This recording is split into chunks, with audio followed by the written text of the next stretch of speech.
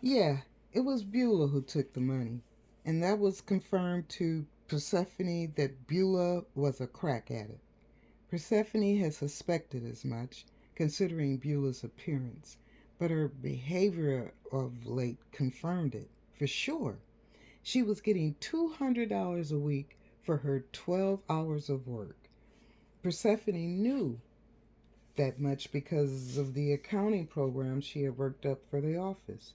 She was the one who kept the assets and liabilities in check and presented Roscoe with a printed out sheet at the end of each month for his review, like he was the CEO at a Fortune 500 corporation. That program had earned Persephone another $1,000 bonus. Persephone left her mother that morning at the kitchen sink, separating the pinto beans she had soaked overnight.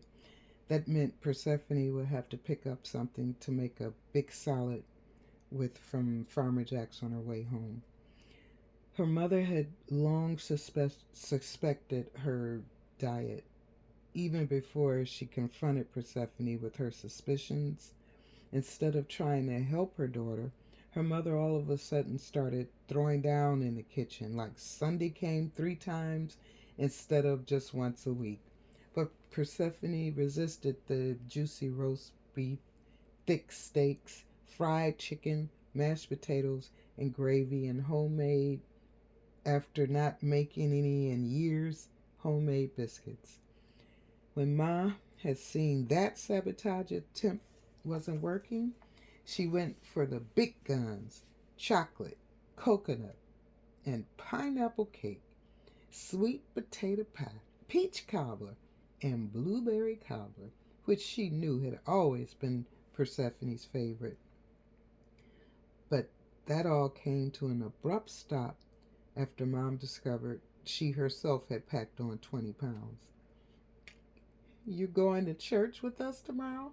her mother questioned, without looking up from the beans as Persephone walked away. "I hadn't really planned to," Persephone answered honestly.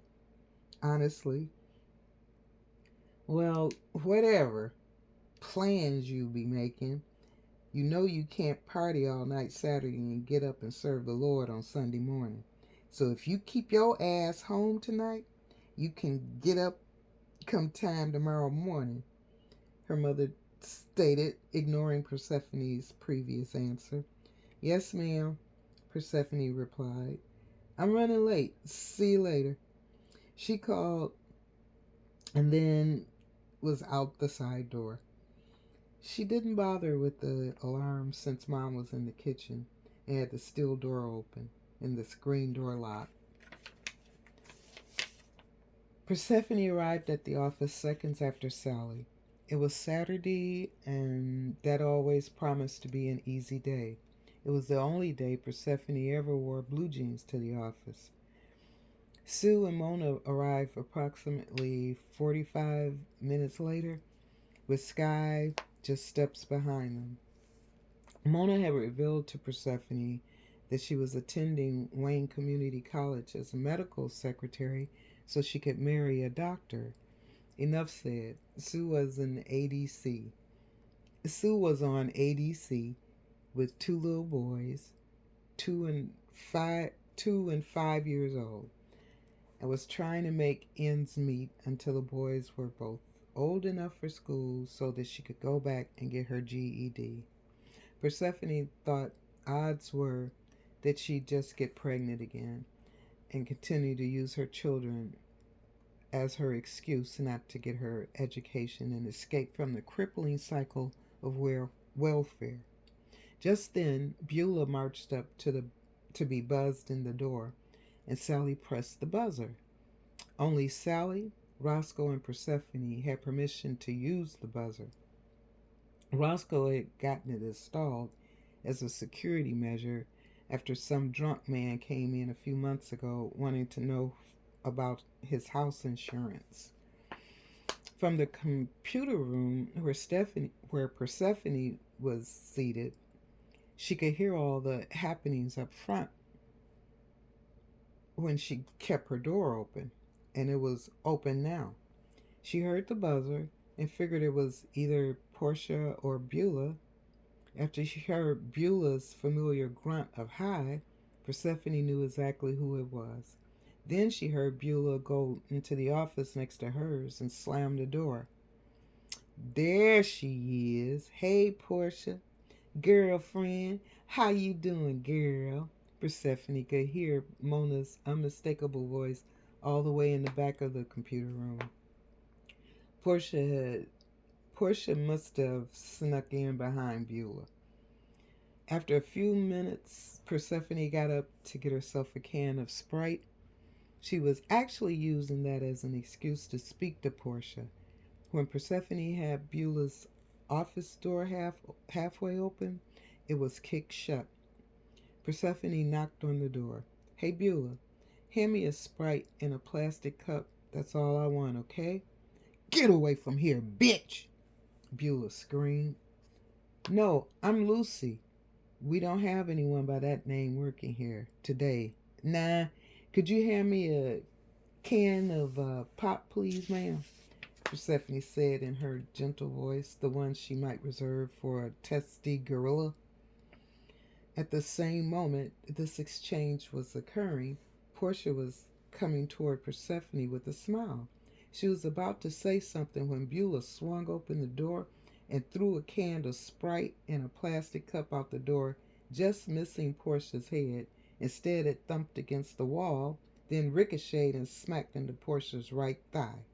What the fuck? Portia said and lunged for the door, mumbling, that crazy bitch!